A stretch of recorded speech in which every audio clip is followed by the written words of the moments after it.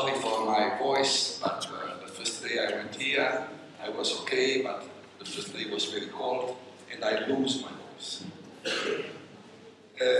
I will speak about diet methods, not with attention to the mathematical details, because maybe not the time for doing that, but just looking at the logical basis of the approach. The logical basis. In this view, I will interact with you to check if some basic concept you received already. I will ask you some things. Suppose we know the crystal structure. Suppose we know it. Can we obtain the square modulus, the set of square modulus as we want, or no? Someone says no, or says yes, that's okay. So why that? That is very simple, because if we know the structure, we can calculate the structure factor here, this one, and then we can obtain the module of the structure factors. A different question is the reverse. Given the set of observed reflection, that is the square model, is it possible in, I don't want to that you say it this way, just to say if logically, if possible to obtain the structure just from the model?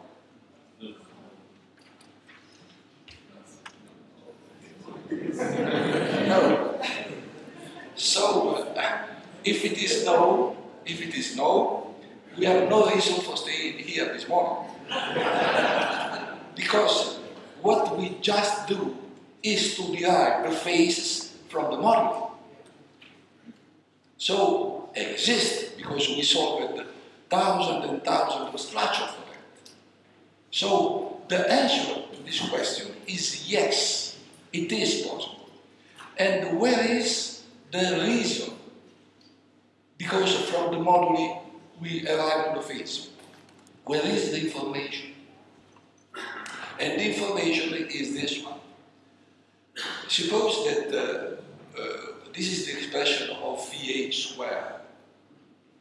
If I multiply FH by its conjugate, and then what we will have is a double sum, okay, over I and J. If you look at this expression here, because we multiply exponential by exponential, then you will see that FH squared depends on the difference of the atomic vectors. And how many different structures you know which have the same interatomic differences? How many structures can exist which have the same interatomic distances? One, in general. So, what means that the set over the F square defines the structure, because the set of F square defines the interatomic vector, and the interatomic vector defines the structure. That is the source of the information. Is okay? Okay. So, what we have is that we can go from one side to the other side. Of course, this side, the reverse side, is more difficult, but we will see.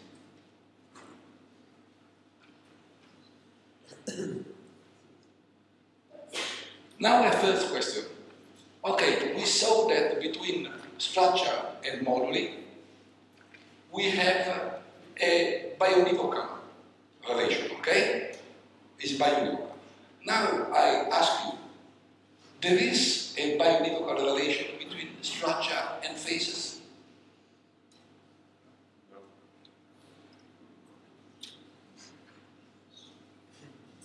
Why yes? And? Or no? Someone doesn't know. Well, the answer is no. Why no? This is very simple. Suppose that this is the unit cell, this is the origin, this is the position of atomic or an atomic position here, and suppose that we move the origin from O to O prime. What do we have? That we shift the origin by x0, and when we have moved the origin, the position Rj with respect to O became position R prime J. So you change the coordinates. And so Fh, which was with respect to O, was this one. When we subtract, we replace Rj by x0 plus R prime J, because of this geometrical relationship. What we obtain easily is this, that the structure factor with respect to this origin is not equal to the structure factor with respect to this other origin, because there is a phase shift to consider. So each structure factor change the phase. When you change the origin, don't forget this, because it is the key for a lot of things. Is it clear? It's okay? So the conclusion is there is no bionivocal relation between modeling, between the phases and structure. In this case, can we say without doubt that the phase of the reflection 2, 3 minus 4 is 30? Has a sense? Has a sense to say phase of the reflection 2, 3 minus 4 equal 30? This statement has a sense? No, because I should specify the origin with respect to which I calculated phase. Is it clear? So if this is true, that's give us a problem. The problem is a logical problem. The problem is, okay, we have data that is modeling. Modeling are structure invariant because they don't change with origin, are observations. So if we have data, how can we imagine that we can fix the phase from the data, from the observed data? It's impossible because the origin, the phase is origin dependent, and I fix the origin. And the moduli are origin independent. Then it is impossible to do that. Indeed, no one tried to derive phases from the moduli, from a single phase from the moduli. Impossible.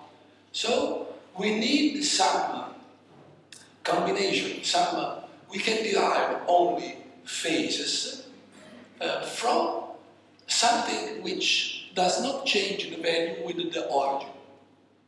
So phases are not structure invariant. We need some structure invariant combination of phases because they can be derived from the model, from observation, not the single phases. That is the logical conclusion of that. If it is not clear for someone, I can say it another way. It's okay? Phases are by definition relative. Only you can know only relative phases. Relative, of course, are relative to that.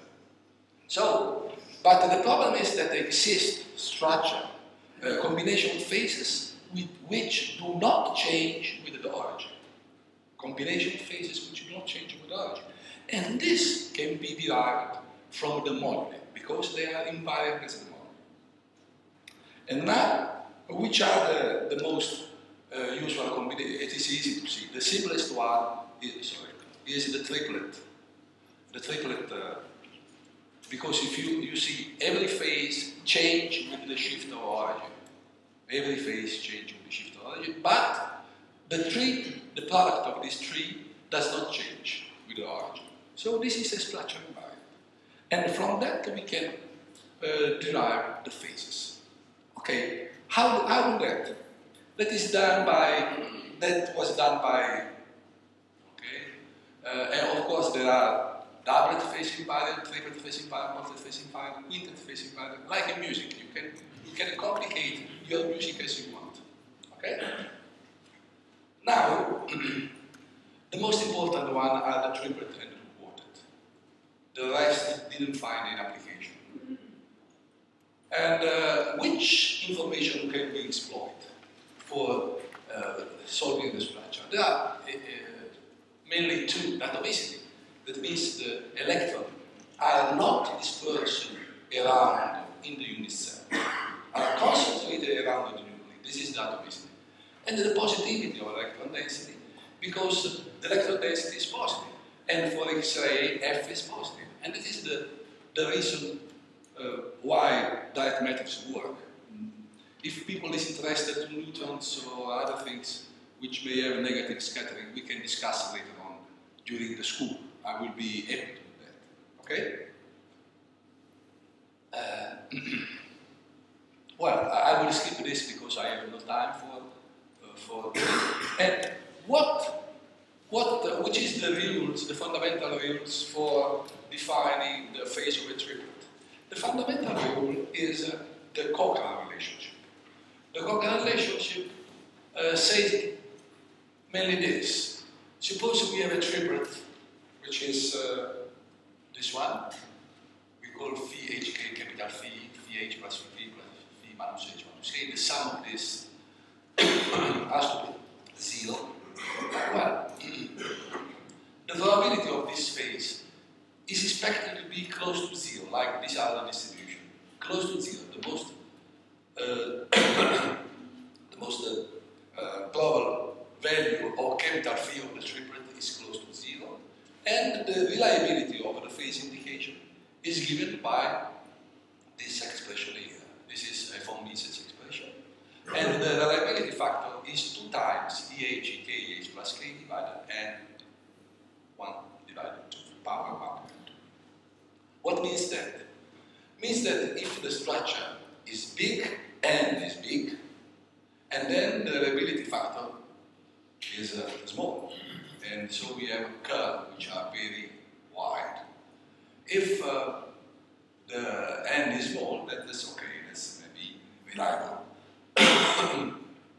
But let me write this in another way. For example, phi h plus phi k minus phi h plus k is expected to be close to 0 according to this reliability factor. I change k by minus k. I can do that. And I have phi h minus phi k minus because of the Friedel law. Minus phi h minus k close to 0. The sum is always 0 of the indices. And it depends on this. What means this? I can write this in this way, that phi h is expected to be close to the sum of phi k minus plus is here is plus phi h minus k with this variability. So if I know these two, I can fix the third one. That is very simple. Now, but this relationship really was underestimated by the same Cochran. Cochran was a wonderful man, but he underestimated his formula. Probably it didn't work how long as was necessary. And other people developed more carefully things. And they observed that given FH, there are a lot of K which can be used because K is a free vector. A lot of K, so a lot of this couple will be used. So they said, why not combine all the probability and find a good value for VH which arrives from all this probability? And it was the way. So that was the so-called tangent formula, to use one VH and several pairs of this, combine all. And so if you look here, VH is expected close to this pair here, with this probability, change K by K2 and you have this one, change K by Kn and you have this one, and at the end multiply all the probability. And you have the tangent formula at the end. So that is very easy. Okay. But the problem was how to work with this, because we need phases in advance. We need these phases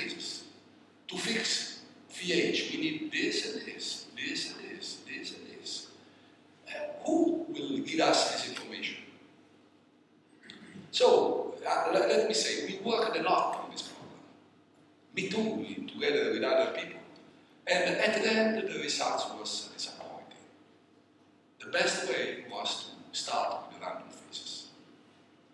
And then the problem was give random phases to all the reflection and start to apply the tangent formula. At the end, the tangent formula apply the positivity and atomicity, and then you will move from random phases to the correct phases. That was disappointing, but very simple way of going. So, what's the matter? The way in which this was done is this way. You have a set of random phases here. Suppose you want to phase n reflections. And then you start with random phases, you apply the triplet, and at the same time you apply the positivity of the electron density and atomicity. And from random phases you go to some other phases which are more or less random, but no more completely random because you put in some constraint. And then you have these phases, and then you repeat again, and you have other phases and so on, until the phase does not change anymore. At that time, you will reach the convergence. And these are the phases of convergence. This is a possible set of good phases. It's a trial. Since we have a computer, we can do a lot of trial and pick up the best one. This is more or less the way in which things are made. Is it clear? So start with random phases, and then apply the tangent and so on, and arrive to convergence. The tangent doesn't move anymore the phases. And then the computer is there, you say, okay, this is a trial, maybe it's not so nice. And then I repeat, and I make another trial. I have, for example, 50 trials. Well, over those 50, I try to recognize the best one, the most probable one, and I start with it. This is the simple way in which that method works. Okay? And this method really solved the problem of phase.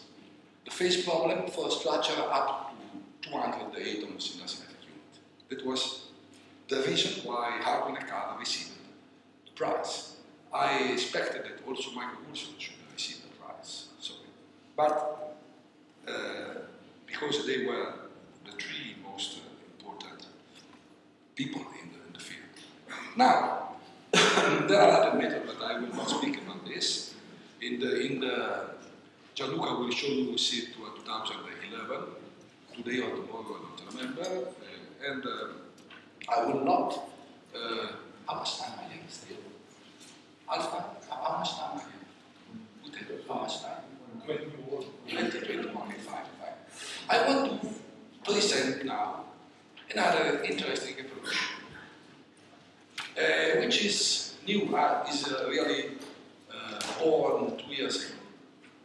So it is linear difference.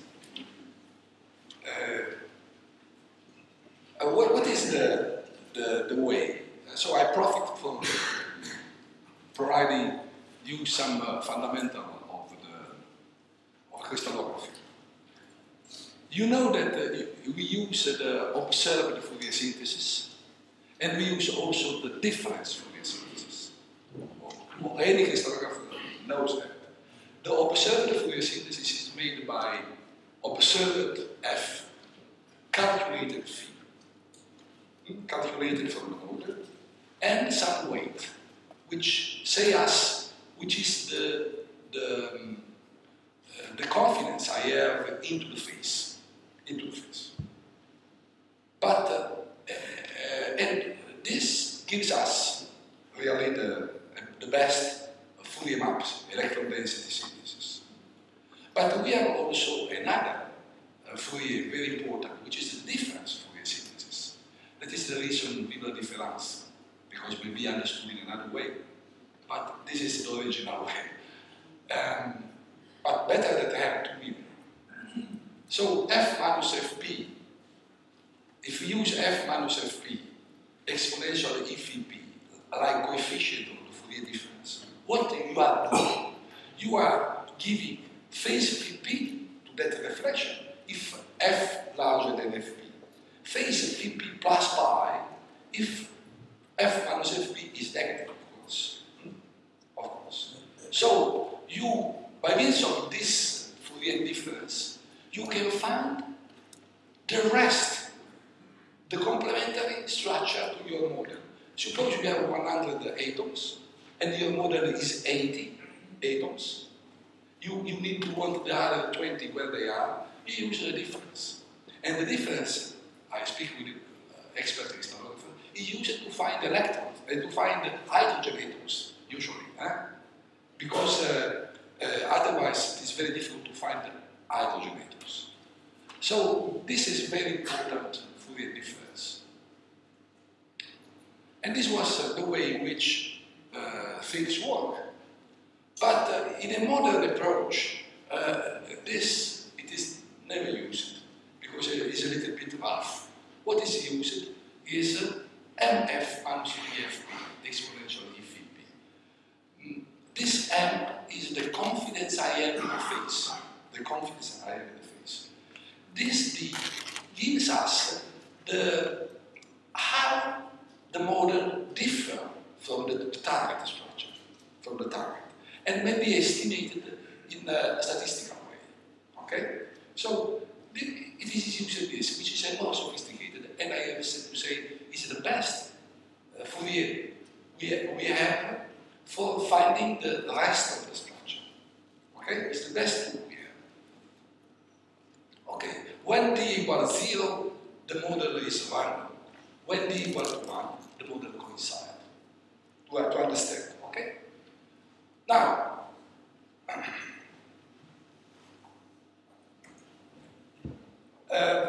some time ago, I was working into this field, and at a certain moment, my calculation brought this strange formula here. What is the difference Fourier, the modern difference Fourier, and here another term, a different term.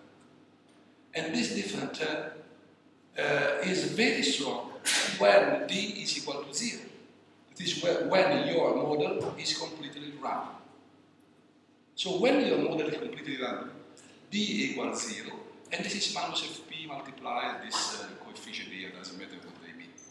Okay? And I stayed a lot of time to understand the meaning and control my mathematics. But at the end, it was clear that this term was suggested by mathematics. And so I had the idea that may be used for phasing definition.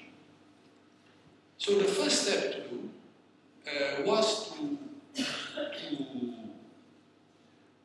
to check if this Fourier was wonderful, was appealing, a real appealing, if it works like the theory says. So what we did with some colleagues, of course this Fourier is different from a different Fourier, but I will go into this detail if you want during the school, if you are interested to, okay? So I got this protein here, which have a resolution from 2.5x resolution, 3x resolution, after atomic resolution, doesn't matter. And I started with different models. Really, these are models obtained by molecular replacement, that doesn't matter. There are models, this one. This is the correlation of this model. So, for example, we had 63 degrees of error for the model with respect to the true structure, 64 and so on. This was the quality of the model. The larger is this error, the worse is the model. So, for example, if you look here, the worst model are this one. Are this one. And when we look at to the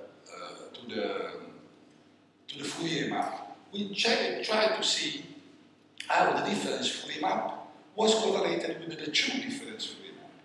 And we saw that for the worst model, the correlation of the best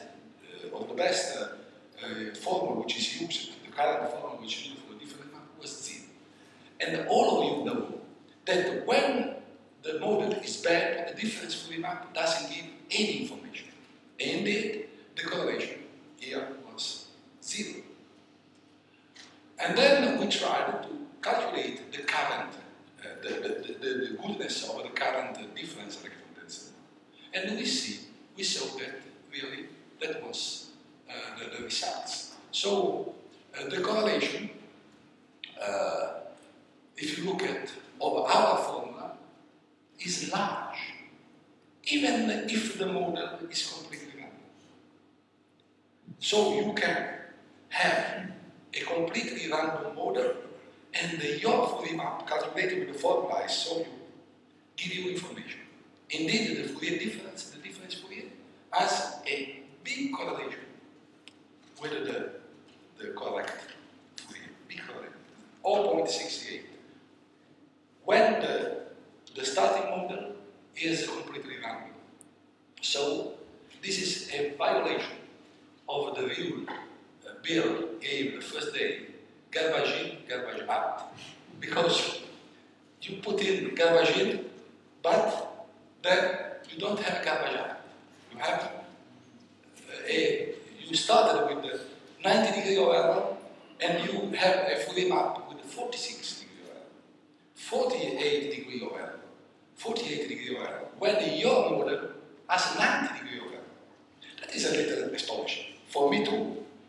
For me too, but the theory says that, mathematics says that, I control it, and the experiment says that you put inside a correlation, a model which is uncorrelated, is completely random, the phases are randomly given, and you obtain a difference Fourier map which has a 46 degree of error. For the protein, is nothing. A protein is interpretable when you have 60 degree of error, more or less. Well, that was the first results. And then we started 1 year and a half ago to phase. Of course, the method is young, so please look at it in perspective.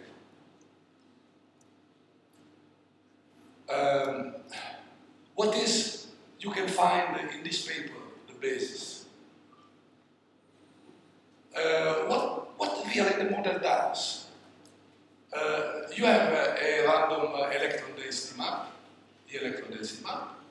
You select 2.5% of this electron density map, which is random, so 2.5% is random again.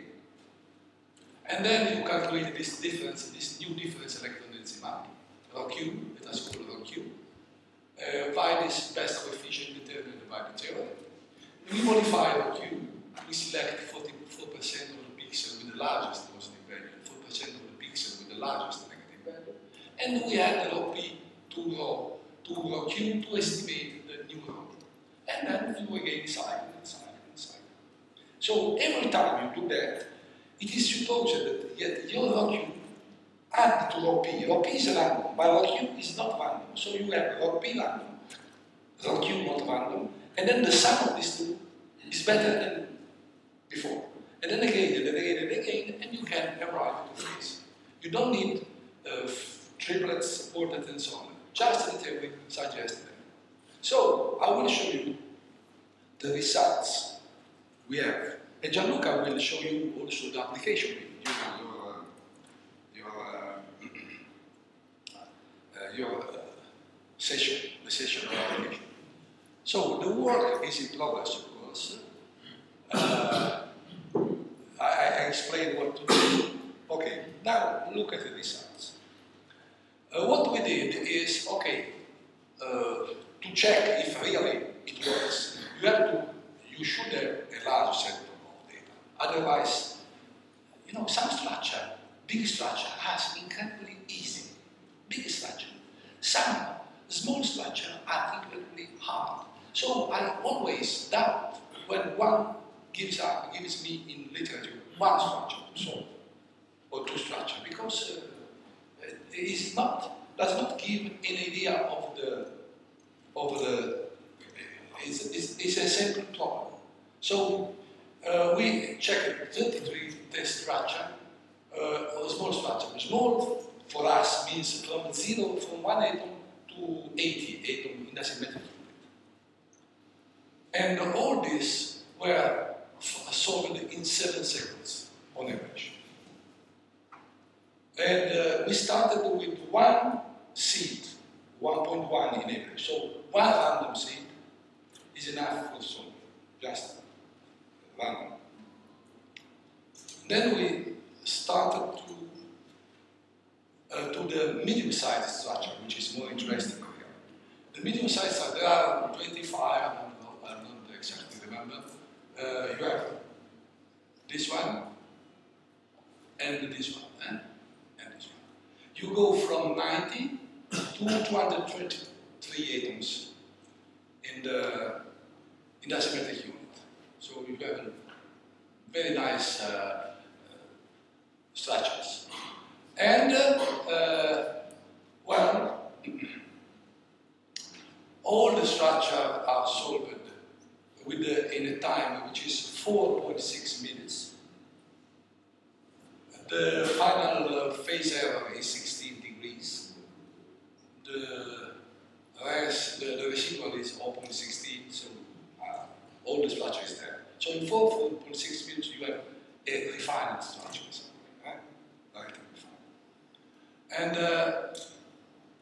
And now there are proteins.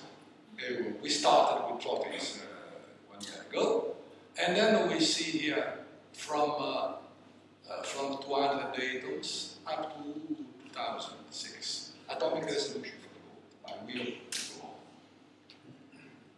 because it's a different approach necessary. So you see the number of seeds of random approach you need is very small usually, and all these structures are solved up to 500, 600, 700. We have no problem here. This was solved during yesterday, so I had this information, but I don't have here the figure on merit here. So sorry, but yesterday morning I had this information. This and this red. And we have some problems still here. But it probably is a problem of figure on merit, which does not recognize the solution, but sorry. For the moment, you know that up to 700 atoms in the program solve the structure in the field. In the field. No problem for that. So it seems a quite interesting approach, because it is based on theory, on recent theory, solve the structure. It is not time consuming. Indeed, for protein, the resolution time is half an hour. The final phase error is 21 degrees. So we are solved well defined. So this is the Fourier approach. We hope that in Madrid we can provide you some better results about these new methods. So thank you for your attention.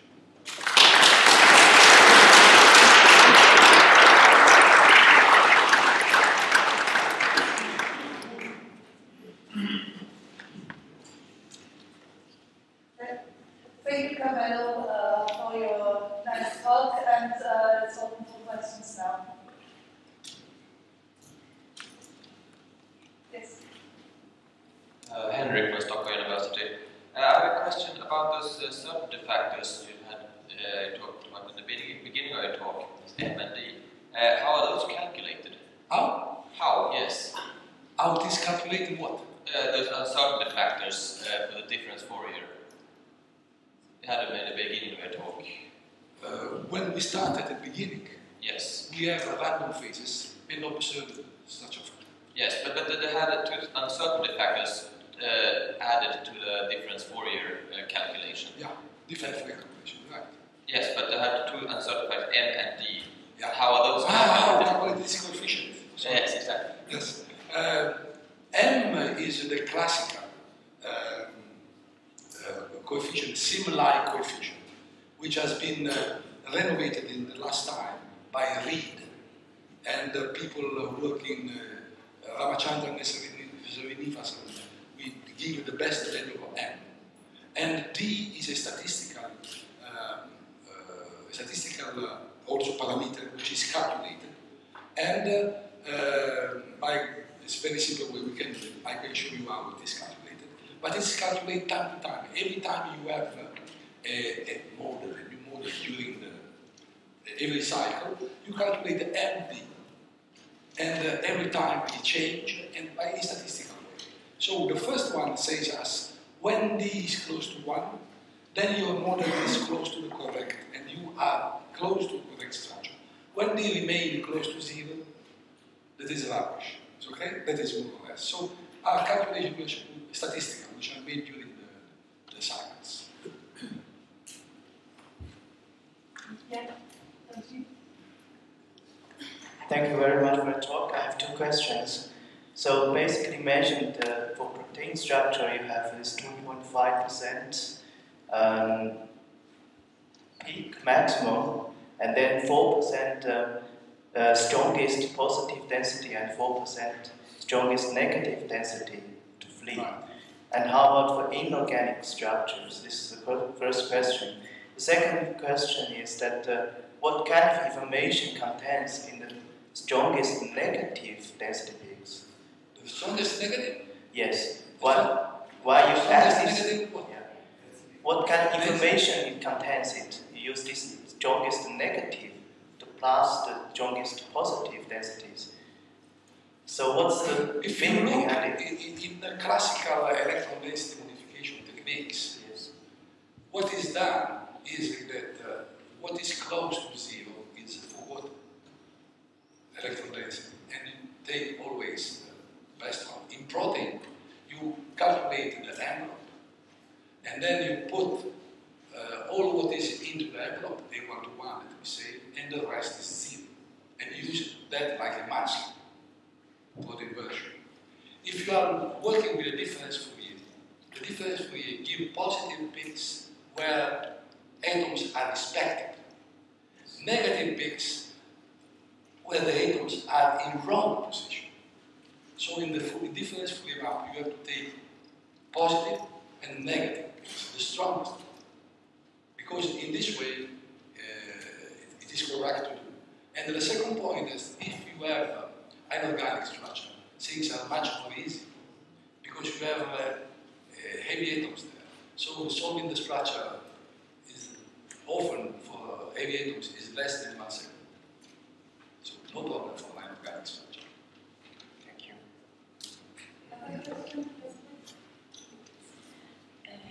Thank you very much for the very nice talk. For the protein structures, louder. I'm Irene Mariolaki from the synchrotron and Greece now. So, for the protein structures, when you say they were solved, the structures were solved, I guess you started with a model of a sequence homologous protein or identical sequence amino acid protein. So you use a starting model which is identical and you manage to locate the position and orientation of the molecule.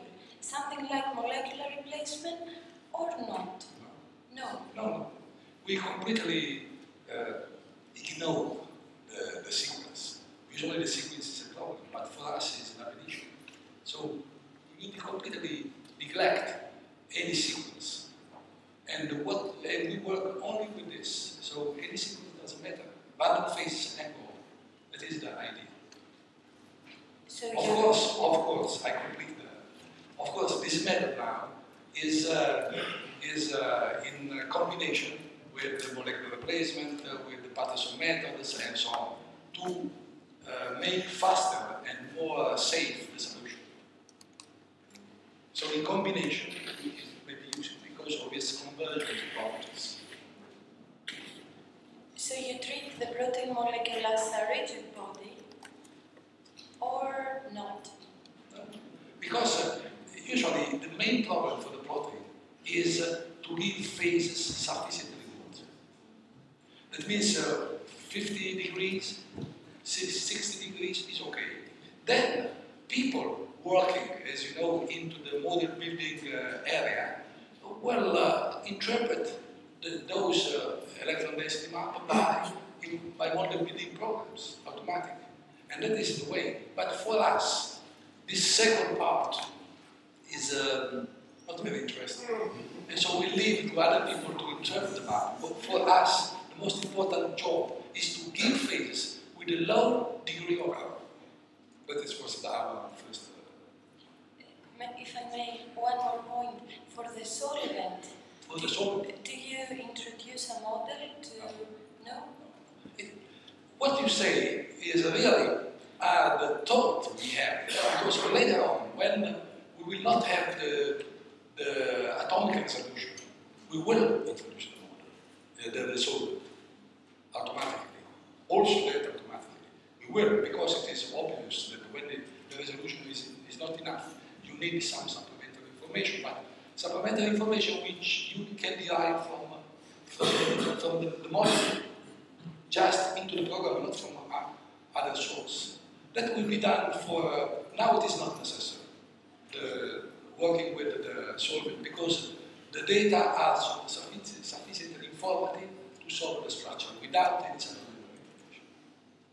Thank you. Last question. Saul Peter, Stony Brook University. So this algorithm is known to work very well with single crystals where you have a lot of independent measurements of these reflections. However, in pattern diffraction, you start getting more and more overlap. Are there any tricks or modifications that happen with this algorithm when you're applying it to the pattern diffraction? Yeah, it certainly needs some modification, not into the algorithm itself, but in the way in which you recognize the structure. In the figure of merit, in some parameter you have to focus on, in the case in which your observations are not so good as for single crystal data. But the algorithm will remain the same. Indeed, it is in our idea to move to powders and apply that to powders. Yes, please. We still have 5 minutes. Giacovazzo, Crystallography. I didn't quite understand the procedure, so my question is, how is it different from charge flipping?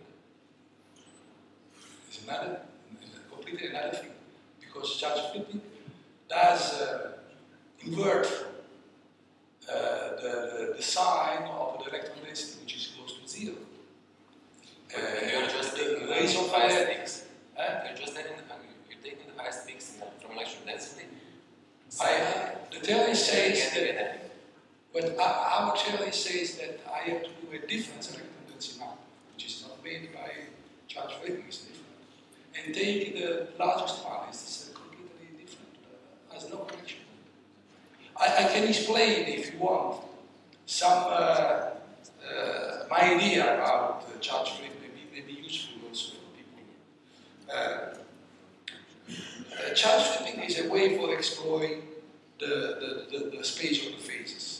With my colleague, I made a theory for evaluating the variance of the electron density. And from this estimation of the variance of the electron density, it is seen that inverting the region which with density close to 0 is nothing else that change the phases because the variance is very high, expected to be very high. And so this is a way, effective way, for taking into account the variance of the electron density map, which is valid because the variance there is very high. But I think it will be published soon, or just published. Why does it only work up to 8 atoms, not 8,000 or 10,000? Why? What is the limit in the number of atoms? We don't know. So what's the limit in the number of atoms that you can do? Really, we don't know because with the Patterson techniques, we solved the structure with the 7,900 atoms in the symmetric unit definition. So depends on the data. If the data are sufficiently good, if you have some heavy atoms and so on, for example, that have Patterson. Here we don't use explicit this, so really we don't have an idea of the limits. Maybe frustrated in 1 year, or maybe also satisfied. We don't know exactly. Peter Müller, MIT. I wonder whether you expand to P1 or do you make use of space group symmetry? The space group symmetry. What I mentioned is this. In my opinion, we work with maps, not with atoms. And this is a generalization. Working with maps because you are not obliged to interpret the text. So maps is much better. And just does in this way. But we think that the working in the space group, correct space group, is an information. And going into the P1 is a loss of information. This is my idea, but probably the rest of the people doesn't agree. So we prefer to work into the space group.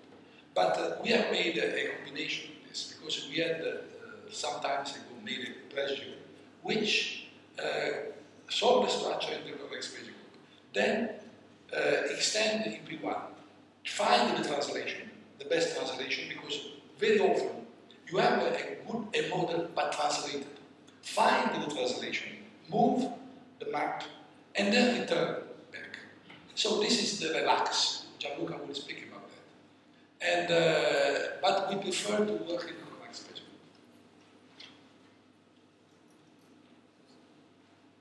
Okay, no other question. I would like to pose myself a question, too, by the way. How strongly do you have a problem with if you do not know the unit cell contents correctly? And the other would be, which reflection parameter ratio do you need? Where are the borderlines?